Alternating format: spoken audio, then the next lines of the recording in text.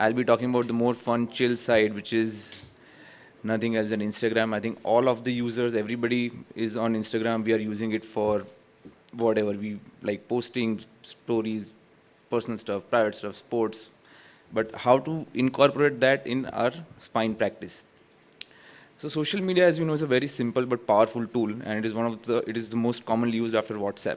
It is not only about digital presence, but it is also about spreading education, connectivity, and networking with peers. And the difference between LinkedIn and Instagram here would be LinkedIn, we connect with peers of the same community.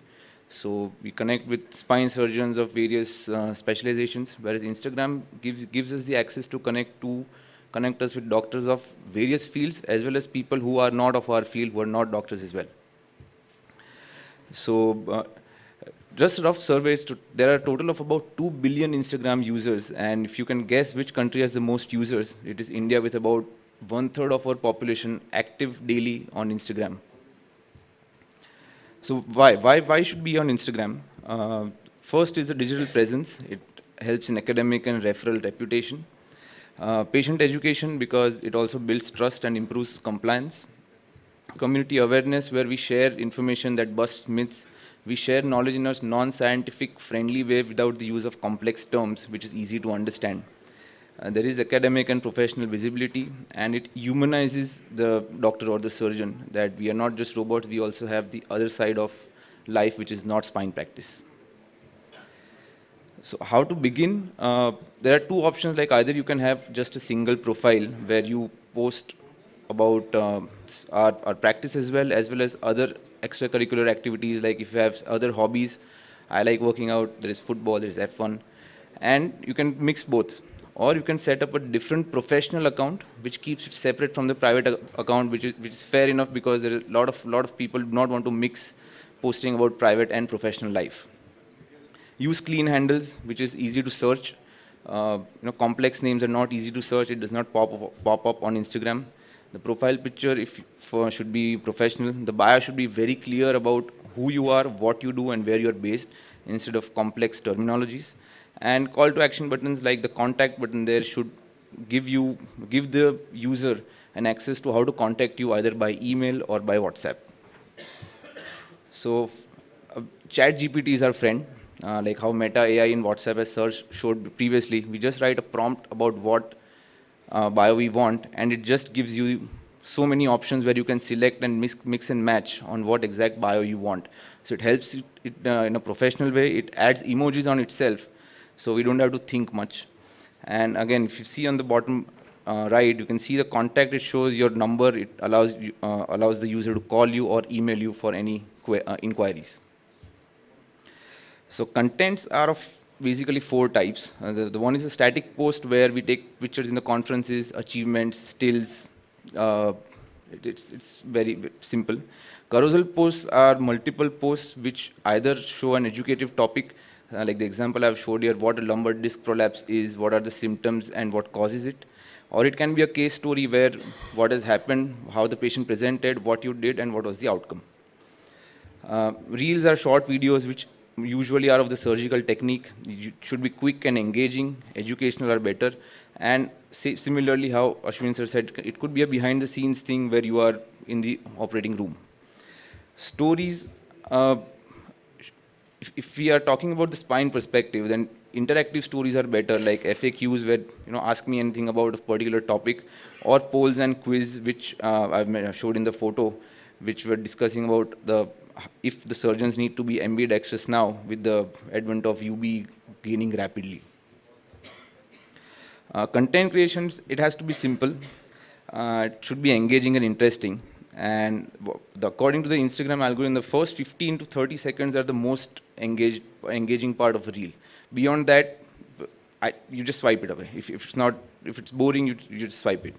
An example I'll give we are not quantum physicists, so gravitational singularity and whatever the Schwarzschild radius is, I don't know what it is. And if I read this post, I'll not be interested. It basically means a black hole. So it should be simple, because not everybody is a spine surgeon on Instagram. Where the community which we are trying to reach is people apart from spine surgeons as well, who would want to understand what you do and how it affects their daily lives and why would they want to contact you. And the most engaging feeds are short form videos and images. So hashtags and captions are again also very important.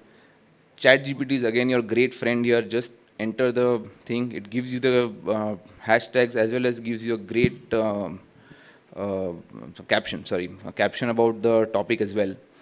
You can twist and you can make it can elaborate it, it can shorten it, it can give headings. It's very helpful that way. Caption should be engaging. It should be there should be an education and a professional tone if you are using it for our spine practice.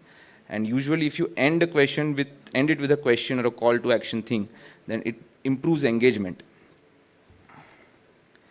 Engagement with others is also important as surgeons of the we are in the same fraternity. So if you like, comment, and share relevant posts, it also boosts and helps create a bond.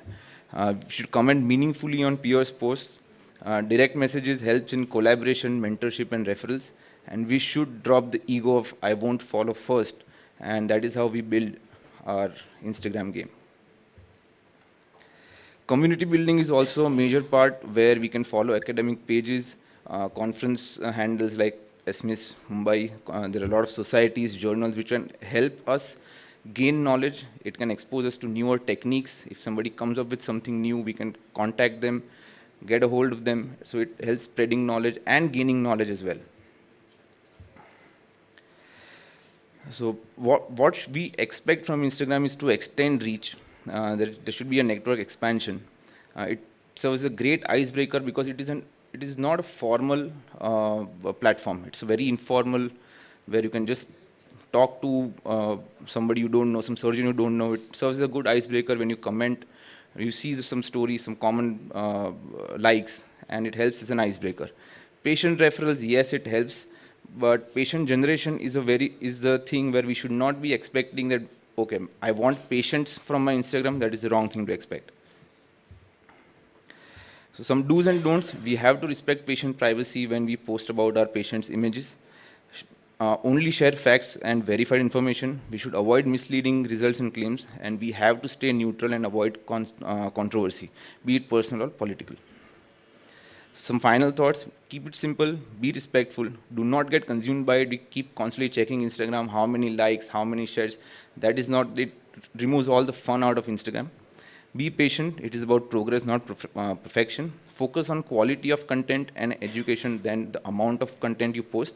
It is just an extension of your primary professional practice. It is not going to replace it. Just like how we review all our work through publications, similarly, Instagram has an option of viewing insights, which helps us see how our posts work. And try making a post this week. We are in a beautiful city, in one of the major conferences, SMISS, and usually it is said carousel posts help you start better and the audience will grow naturally. So, in a very nice quote by the founder of Instagram that in a world that's changing really quickly, the only strategy guaranteed to fail is not taking risks. Take risks, post something, works, all right, doesn't work, don't take it to your heart. Thank you.